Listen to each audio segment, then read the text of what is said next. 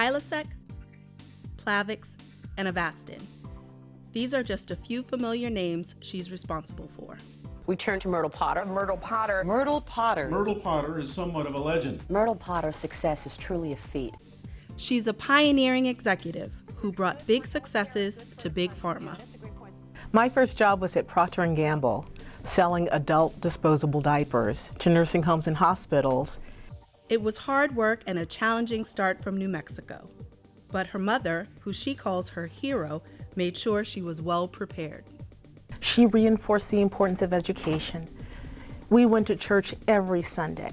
My first lessons about teamwork came within my family. They reinforced how important it was to work together as a team. It would help Potter stand out as P&G's second highest selling salesperson. She has always blazed trails from the very beginning. If you look at her trajectory from the small town of Las Cruces, New Mexico, to convincing her father to let her go to the University of Chicago, but talking her way into a management program where she got business experience and whetted her appetite for business. That appetite and excitement about business led to a 14-year career at Merck, where she launched Merck, which eventually became AstraZeneca. Her next choice would take her to the top of Bristol-Myers Squibb as the first Black woman to become president of a major pharmaceutical sales unit, where she turned a poorly performing product into the world's best-selling ulcer drug. Success there catapulted her to the C-suite at biotech giant Genentech, where sales increased 5-fold during her tenure. In 2005, she was named to Black Enterprise's list of the 75 most powerful Blacks in corporate America, and was about to grace the magazine's cover with these executives when tragedy struck. When I was in my early 40s, I suffered a horrific horseback riding accident. I was getting ready for competition. I was doing English riding, meaning jumping over fences with my horse. And in a practice session, I went over a jump and came flying off my horse.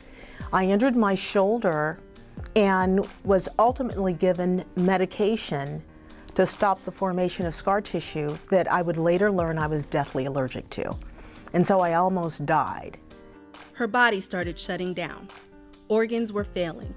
It would take all her expertise as a leader in healthcare to find answers and begin to heal. When I got out of the hospital, I couldn't walk without a walker. I couldn't see well enough to drive. And so if that wasn't a period of introspection, gosh, I don't know what is one. Potter then formed her own consulting company, advising top CEOs in the industry, and now she's back in the C-suite at a corporation she feels is taking a unique approach. Within Sumitovant, we have two very important technology platforms that give us the kind of insights around business and around science that help us get drugs through the clinic faster and hopefully help us make our drugs for patients even better. The entrepreneur who lured her back to biotech believes it's Potter who provides the unique edge. She's a legend in our industry, and there's no doubt that she is going to be a leader that many people for years and even I think generations after her are going to continue to look up to her for what she's already done and what she's contributed. Even during the times in my life when things were tough, when they were hard, even when I was ill, the thing that made me continue to press forward is I always felt that I could make a difference in just about anything I did. It was not about me, it was about the impact that I could have. For her immeasurable impact, for her extraordinary corporate creativity, and for the courage she has always shown in both her personal and professional life, Black Enterprise proudly presents its 2020 Legacy Award to Myrtle Potter.